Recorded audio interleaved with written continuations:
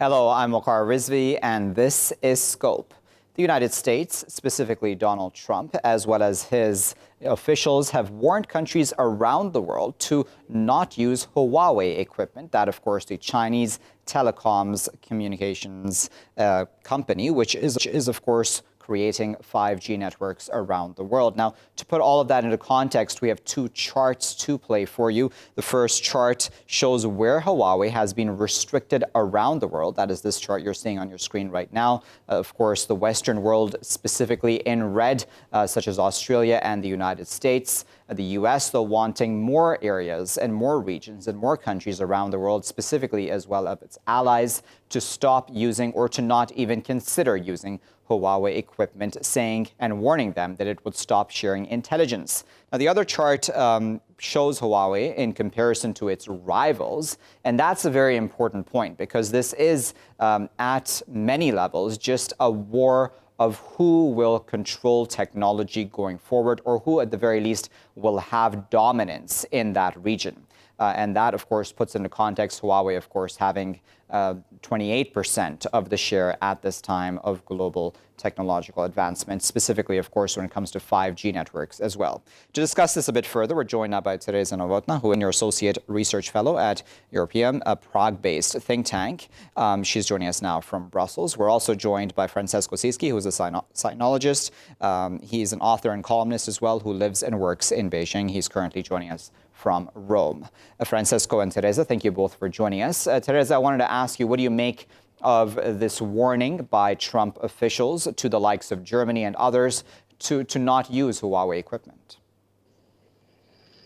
Hello, greetings from Brussels. Well, of course, for Europeans, it is quite a difficult decision because you mentioned the countries. I myself come from the Czech Republic that also received a warning. And we are all members of the NATO, so obviously on one hand we have to think about collaboration with the United States through NATO. At the same time, we all have our own intelligence services, other offices that look into these issues. And in the Czech case, for instance, there was a call by state agency which deals with these kind of issues in late December, early January, and that agency recommended to the Czech government not to use Huawei for the critical infrastructures in the Czech Republic, but it didn't suggest a ban, a general ban, what the United States would want. So the discussion keeps going. And what is your opinion on this entire issue, Tereza? Do you think that that the United States should have the right to tell its allies what telecoms equipment to use or not? Well, I wouldn't put it this way that the United States should ban the equipment in other countries apart from its own. But obviously, if the US wants to share intelligence with others, it has to look into the credibility of the allies. So this request definitely puts Europe on spot. And it will be a hard decision. I would expect that, especially with the new European Commission coming into place after the European elections that took place just a week ago, that European Commission will try to put together some kind of a EU-wide decision, recommendation, and that the members basically want to have a united position on this issue in the next few months. Okay, so Francesco, I wanted to get your thought now, sitting where you are in Rome. What do you make of this warning to European countries not to use Huawei equipment? Should the U.S. even have the right to do so already? Well, the right to do, what is it the right to do? I mean, but there is, as Our Lady from Brussels said, there is a military angle in it. That is 5G. The 5G technology could be used also for critical military exchanges. And therefore, if you are a NATO member, then it's hard to refuse a request from the leading NATO member about using this technology or whatever technology, and we know that telecommunication is extremely sensitive. Yeah. On the other hand, the problem is that there is a dual use here, that is telecommunication, and Europe has not a 5G. There is no 5G alternative at the moment, but the Huawei equipment and technology. And the US is requiring its allies to drop Huawei without an alternative, which is tantamount to pushing down the development of the new level of technology for God knows how many years. So it is a difficult moment for European countries which are torn between military loyalty and what is available in the market. On the one Francesco, hand, if I may come in for a moment, you both spoke about military and security concerns. Both you and Tereza brought that up. But wouldn't another important angle of all of this be that the United States and Donald Trump would want to protect his own country's telecommunications companies and their dominance or lack of around the world? Isn't this more a tech war than anything else? Well, it's hard to comment because there is definitely a military angle there. And we know that 5G can run all kinds of new platform for telecommunication, for airplanes, military. It is there. However, here we have, I think, two things that have been miscalculated by both sides. I mean, China and the US. The US, in a way, is saying to the world and to its allies, don't use this. Okay, fine, I don't use this, but then there is no alternative. And if there is no alternative, then what else but China? On the other hand, we must be honest also with China and say that China for many years, and namely Huawei for many years, ignored warnings to address in a better way its public persona in the West. For many years, for over a decade, the CEO of Huawei didn't want to have interviews, didn't want to meet the press. And even when the CFO of Huawei, Meng Yazhou, was arrested in Canada, their response was not so straightforward. So, I mean, both sides have compounded lots of mistakes on that. All right, so Tereza, I wanted to ask you your opinion on what we're saying is a perceived technology war as well, saying that, as much as possibly can be argued that concerns over national security or international security may be valid, but this can also be seen from the angle of the U.S. wanting to protect its own telecom companies. Yes, I think I could probably agree. With you on this point that the competition over Huawei is part of the technology or trade war between the United States and China, which is very unfortunate because you should really look into the technological aspects, the aspects which Francesco have mentioned. Do we have any better alternative? Francesco also mentioned the case of the detention of the CFO of Huawei in Canada, which could also be seen as a part of this dispute. But we also shouldn't forget the other side of things. And that's the fact that just a few days after the detention of Mrs. Meng, China detained 2 Canadian citizens who seemingly don't have much to do with the issue. And those citizens the 2 Canadians have not had any access to proper legal representation. They've been just recently officially arrested only after basically 5 months being in an unknown location, unknown conditions. I would say on both sides there is a bit of a concern that just a simple technological issue and security issue is spilling out of control. That it's affecting other areas, and it's also affecting individuals who basically, at least on the side of the two Canadians, have absolutely nothing to do with that situation. Also, one of them is a former diplomat, so it also affects the question whether diplomats in China are actually safe.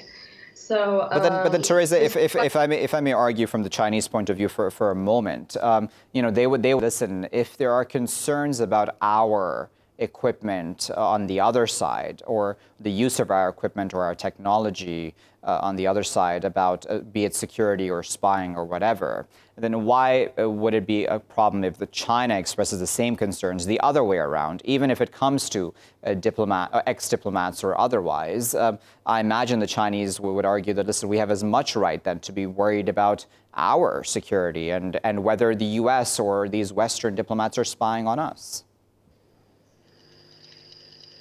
Yes, you are absolutely right. So, as I said, it is a problem which is kind of starting affecting other areas, and I can definitely see it from the Chinese perspective. So, the best way would be just to calm down on both sides, return back to the factual, scientific solutions, and sort of not to escalate the situation even more. There were also some reports that Chinese academics are not allowed to enter to the United States or are denied visas, which again, that's something which, on the other hand, the United States should probably reconsider. So yes, I would agree that there's an issue on both sides, and we should make sure that it's back to the initial problem, whether Huawei technologies are safe and whether they could be used, and if they are not, what else can we do? All right, so Francesco, what are your thoughts about, because again, from the Chinese point of view, I imagine, as I'd put to Tereza, they would argue that their concerns are just as valid then, if they're going to be detaining anyone or going after anyone. They've already also spoken about making a list of unreliable foreign companies, organizations, and individuals, and that can be seen as a retaliation of sorts, if we look at it that way.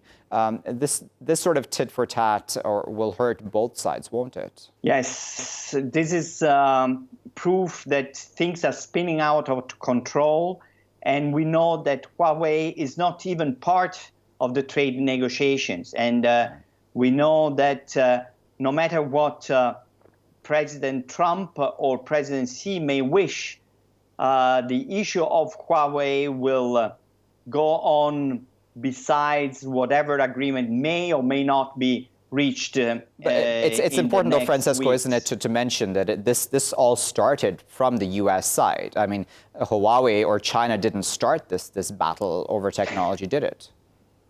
Well, the problem is when you start whatever war, trade war, technology war, who starts what? I mean, this is a matter of historians. Definitely, when you push somebody and the other pushes back, he decides that there is an escalation. If you want to de-escalate things, you have to take a step back and have a different perspective. I mean, if whatever was the cause and whoever began this, if one side decides to de-escalate, and I think China would have a greater interest in de-escalating the things, well, they should take a step back and not go for a tit-for-tat, because in a tit-for-tat, it's hard for either side to to find but with a president like Donald Trump in office, though, Francesco, I imagine, again, the Chinese would say, listen, this is a man who really only understands might, right? So he would only really respond to a strong green. Not just, and many people would argue, again, at the same time, Francesco, and you can correct me if I'm wrong, but many would say that, in fact, China has taken quite muted responses overall to what Trump has been doing. Well, I don't think this problem is just with Donald Trump. The problem between U.S. and China was simmering, I'm afraid, for many years. The pivot to Asia was started by Obama in 2010, 2011. The issue of the South China Sea started over there. I would say there is a general disappointment, to say the least, in the United States about China. And in China, there is perhaps a kind of oblivious attitude of what the U.S. and the Western world thinks of China. So there is a misperception on both sides. And if these deep roots of the present tussle are not addressed, well, I'm afraid that things will not go back to normal. Okay. People are already talking about, sorry to interrupt, add a few words, of decoupling, of the possibility of decoupling US and China economy. If we reach the point of decoupling, well, we get to a point of no return, basically a Cold War. Indeed, and Tereza, indeed. And I wanted to get your thoughts on that because, certainly there has been discussion in extreme cases, of course, of the decoupling of those two major economies. Europe, of course, is in the middle of all of this, isn't it, Tereza? As you mentioned, you're from the Czech Republic, and this would affect the Czechs for sure, but then other major economies across Europe, such as Germany, France, the UK, etc., who are at this point in time on the fence about whether they really want to listen to the U.S. over Huawei or not. Which way do you think, Tereza, that the EU or Europe will go when it comes to such technology? Yes, yes, just maybe to return to what you ask, whether China had a sort of muted reaction. Well, I would say, detaining two nationals and putting them into kind of black hole jail, it's not very a muted reaction, right? But if you look at the state level rather than individual level, you are right that the European Union is trying to find ways in which to work both with China and, of course, with the United States. There has been there was a EU-China summit in April in Brussels, where I'm at the moment, and that summit proved to be quite successful because it, in the end, dealt with lots of the issues that the United States reproaches to China as well. So things like technology transfers, IP, intellectual property rights. Issues of this kind, so basically trade issues. And the EU has reached quite a good agreement, a joint statement, which there wasn't a situation the few years before. And at least on the paper, the agreement is in that direction, which even President Trump would like China to go. Of course, now the big question will be the implementation, right? So it all sort of hinges on the reforms of WTO. But if that goes ahead, at least to some extent, then the agreement between Europe and China is to some extent more successful than what at the moment the United States has reached with China, or may possibly reach. But again, let's see whether the implementation will work. Tereza, we just have a minute left, so I want a final word.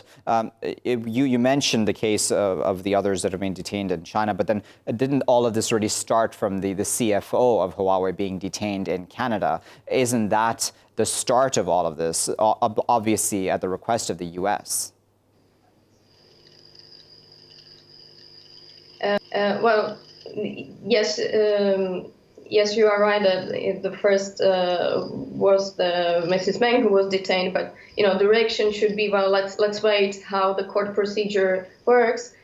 She's going through the normal law extradition process in Canada. She lives in her own mansion in Vancouver, while the two Canadians, we have absolutely no idea under what conditions they are held. They had no access to lawyers, no access to family. So I would perhaps, if the Chinese want to have it as a compensation for Mrs. Meng's arrest, I would suggest to them they should at least provide them the same conditions as Mrs. Meng has. That would, in my view, be fair. All right, we'll leave there as a final word. But of course, we appreciate Tereza and Francesco for their time and, of course, their expert insight. Now, viewers, this is, of course, a complex case when it comes to Huawei and these warnings that the U.S. is handing out, going around the world, saying to its own allies that, listen, do not use Huawei equipment. Specifically, Donald Trump will be saying that to Tereza May in his upcoming visit to the UK. We've already had U.S. officials saying that to German officials as well as others. Pompeo saying that on behalf of the U.S. administration. But of course, the Chinese have a lot to complain about here as well, and a lot of legitimate concerns. Of course, they would say that the U.S. is trying to limit their technology and their technological dominance coming in the future, of course, and presently even, it can be argued.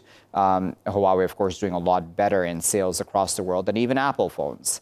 So that's a huge factor here as well. And of course, if it comes down to the battle of tit for tat, then of course everyone's hurt. But this all began, didn't it, by Donald Trump and the way he's acted and his government have acted towards China, arresting the CFO of Huawei in Canada, asking for her extradition to the U.S. Then why shouldn't China have the right to also arrest and detain people who it is genuinely concerned about? Why should we presume that they are not being given due process and just presuming that, of course, the Canadians must be treating well Ms. Wang at this time? It goes both ways, doesn't it? So we'll keep a close eye on that situation and how it develops. I'll be back, though, after a short break with our next segment.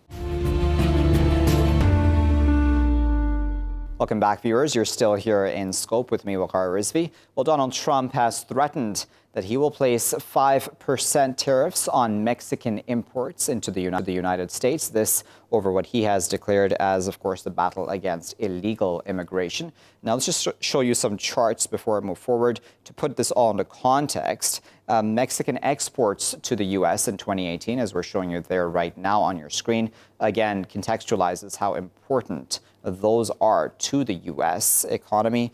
Secondly, then there is that tweet of Donald Trump himself where he declared that he wants to place these tariffs on Mexico again to send it a signal that it needs to do more on the border to control the flow of illegal immigrants into the United States. And then thirdly, then there is the issue of migrants, which of course has been something which has been vital to the Trump presidency, even as candidate. He kept bringing this up. So then these are the numbers, of course, about migrants, specifically not just during the Obama era and George Bush era, but also then during the Trump era as well. And you can see how that has fluctuated in those ways. Well, to discuss all of this a bit, joined now by Michael Lane, who is the founder of the American Institute for Foreign Policy. He's joining us now from Washington, D.C.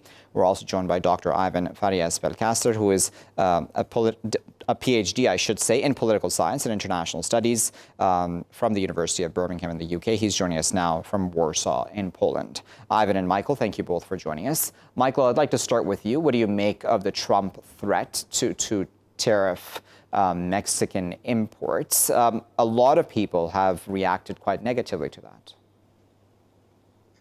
Well, I think it certainly caught me and many others completely by surprise. There's a kind of an unwritten rule that you focus your remedies to certain problems around things that are part and parcel of that problem. And trade is wholly separate from the immigration issue. And so therefore, it was not something that we anticipated that President Trump would be doing.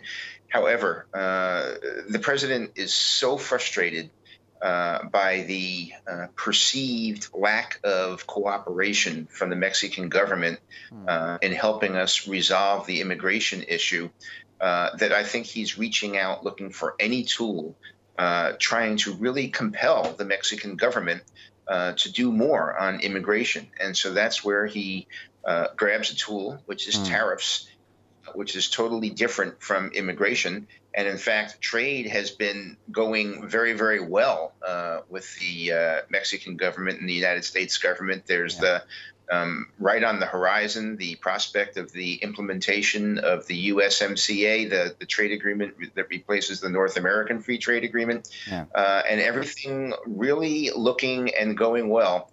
And now the president brings the unrelated tariffs into the immigration issue. So we'll see how it goes. I think that President Trump is very, very hopeful that this is a quick, 1 week thing, that it doesn't really result in a dramatic escalation. Certainly, President Obrador from Mexico has not overreacted. His reaction was to send a negotiating delegation to Washington with talks beginning next week, and we'll see where it goes. If it's fast, then Trump's a genius. If it's slow, then Trump is not a genius. Ivan, what do you make of that? There is a legitimate concern on the part of the U.S. about, again, as Michael said, the perceived lack of cooperation from Mexico when it comes to illegal immigrants. We have to consider that Mexico and the U.S. have very different approaches when it comes to immigration, whereas Mexico is or has been traditionally a source of emigration. The United States has been traditionally a place where people immigrate. Hence, these two very different countries are treating migration in a very different way. Mexico sees it as a almost natural part of its relations with the other countries, both as a transit country, a refuge country, as well as a sender of immigrants. I don't think at the moment the Mexican government is actually not cooperating. The López Obrador administration has been addressing the issue of undocumented immigration from Central America, but in no way has Mexico not cooperated with the United States. This is something that Donald Trump wants to portray as such. And then what do you make of what effect this will have then, Ivan, on the USMCA? It's meant to have been, done and dusted by now, but of course this will create obstacles, will it not? I think this would definitely create obstacles and hurdles in the U.S.-Mexico relation. The relationship between the two countries has been strained ever since Donald Trump arrived to the White House. Recurrently, the president has been trying to portray the issue of illegal or undocumented immigration through the United States southern border as a crisis, where it's not. Mexican immigration actually has decreased to the United States. The number of people that are detained at the U.S. Southern border has reduced at least in thousands. And we can also see that Mexico has been cooperating, for example, in keeping or allowing people to stay in its territory while they're waiting for trial in the United States or awaiting audit. So we can see that Mexico has been cooperating, but this will create a strain. Okay, so then, how much of a strain do you think this will create for the USMCA? Because I imagine that this is the primary concern at this point in time, because that was a fought-out battle, wasn't it? Because when NAFTA was first essentially shelved by Trump, there was uproar at that time, but this has been a hard-fought battle. Why do you think that he is making such a rash decision, or has made such a rash decision at this time, especially as his own officials are trying to convince Democrats at this very moment to actually pass that? Again, it's very interesting. I believe that Donald Trump has chosen to fight this particular war this way at this time for two reasons, not for two reasons, but there are two factors to consider. The first factor is that most Americans do believe that we have an absolute crisis at our border. The amount of apprehensions my colleague mentioned was down.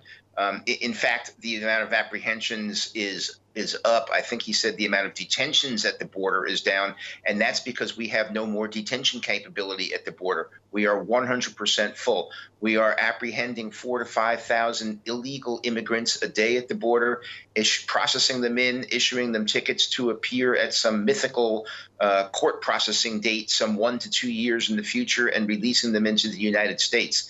It really has become quite a crisis. And the president is not really interested, President Trump is not really interested in what President Obrador says about Mexican immigration policy or Mexican human rights policy. His question to President Obrador is, what are you doing to stop this at the border or before it gets to the border? And of course, my colleague pointed out Mexico looks at it differently, and they're not really stopping it. They're cooperating, but they're not doing what Trump needs. Now, the impact that it's going to have, regrettably, the timing is awful. It was only yesterday that the Mexican president was beginning to outline the terms and conditions of the USMCA with the Mexican Senate. It was about to take the first giant step in moving forward towards the ratification process. President Trump is having a similar timetable. The Congress, hopefully this month, will begin consideration of the USMCA. It really sets a lot of that back, timing-wise and also image-wise, because as you pointed out, Waqar, the President Trump, came into office, said NAFTA bad, let's get rid of that, let's negotiate a new one. Well, now we have a new one, but he's taking steps which might have a negative impact on the ratification. Okay, Michael, just because we're about to go into a break, I wanted to, just before we go to that break, Michael, and that is of the contributions that even these undocumented migrants from places like Mexico have had on the U.S. economy. Many people would say that that's been vital, that these undocumented migrants have been doing the work which a normal American would not be willing to for the wages that they are paid, be it on farms across the U.S. or otherwise. What is your response to that argument? Well, I'd have to separate it into farm and non-farm workers. We have a long history of immigrant workers working on farms, doing things that it's hard to find American labor to do. And I would hate to see a massive disruption of the farm economy with those workers. When you look at the non-farm economy, that's a little bit different. There are a lot of Americans, myself included, who think, if these jobs were not filled at substandard wages by illegal labor, then maybe those employers would be forced by the economy to offer a higher wage that would induce Americans to take those jobs.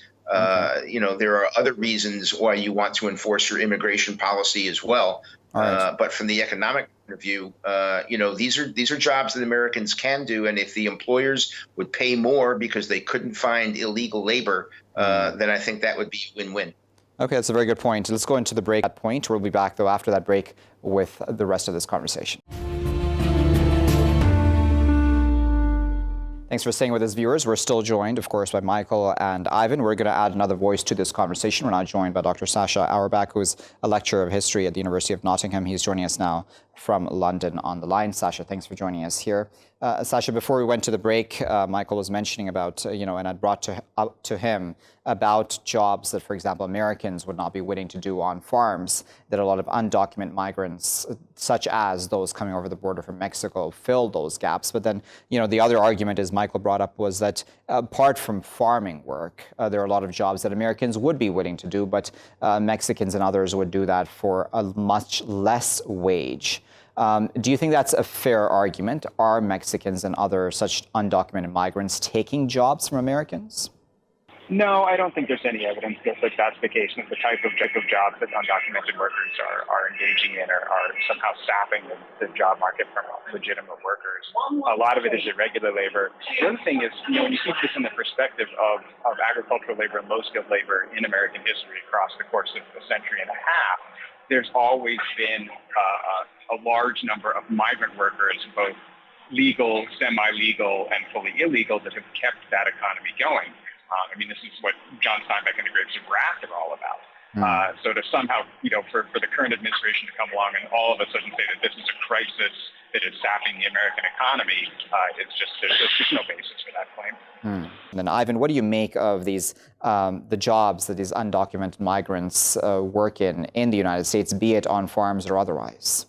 Well, we have to consider that most of the agricultural industry in the United States does rely on manual labor when it comes to picking up fruit, when it comes to picking up things. Those things that cannot be done by machines are done, yes, by immigrant labor. Most of it's regular, actually. There's this misperception that there's a lot of undocumented workforce at these places, but actually that is not the case. Mexico and the United States have had for already decades temporary immigration programs, especially dedicated for the agricultural industry. So the misperception that this is being done by undocumented workers is not real. And in those areas in which, or those companies which it has happened, it has led to significant fines and punishment. You know, there has been controversy about Donald Trump himself and his own resorts, Mar-a-Lago, I believe it was, and others, which have, you know, there's proof that there have been undocumented workers working there. What does that then say really about the president and his actual policies, both personal or business, and when it comes to his own business versus for the country? Well, two things. There has been documented proof of various violations from Trump properties here. I think that there's every reason to think that occasionally, or sometimes even more than occasionally, you're going to accidentally hire someone. I don't know if Mar-a-Lago was an accident or an intentional, something like that.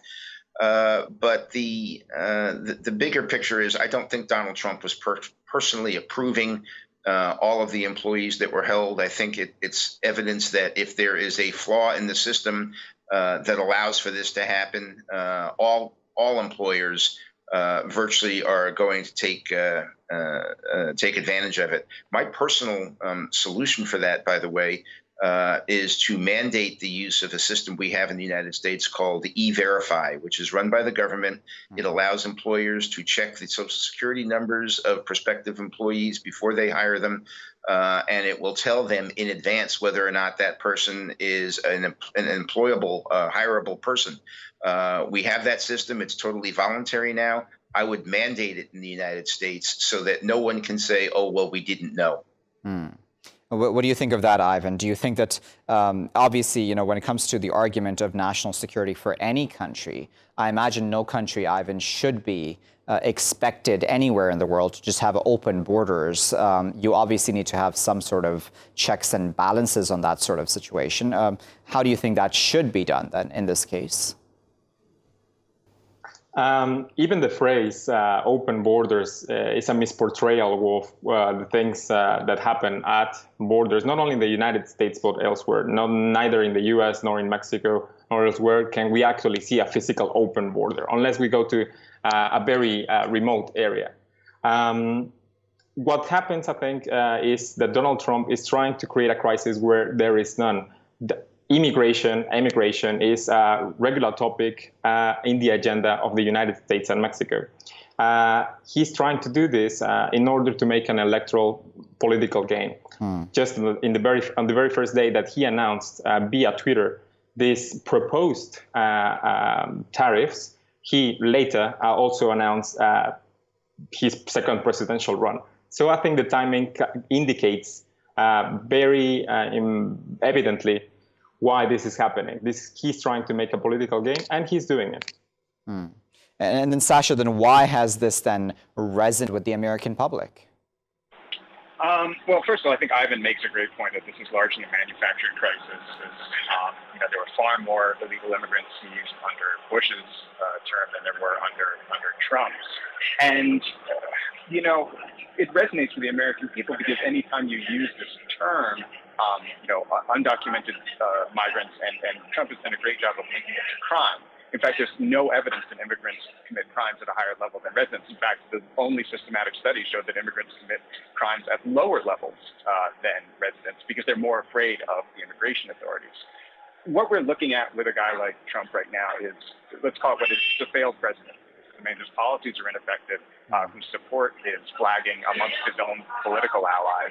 The two things that he wants to control is he wants to control the media narrative, and he wants to play on the fears of his base. And hitting that immigration button achieves both.